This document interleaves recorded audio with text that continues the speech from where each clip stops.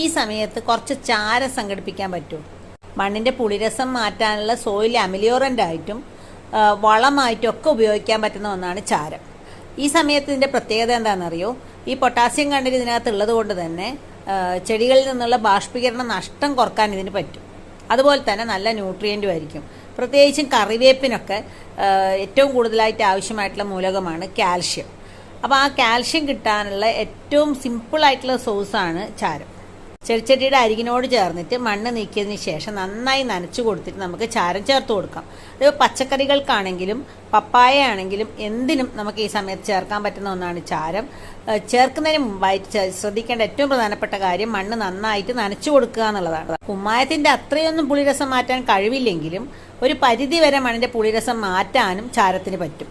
പയറിലും വെണ്ടയിലൊക്കെ ഉൽപ്പാദനം കുറവാണെങ്കിൽ ഇത് പരീക്ഷിക്കാട്ടോ, നല്ല ഫലം ചെയ്യും.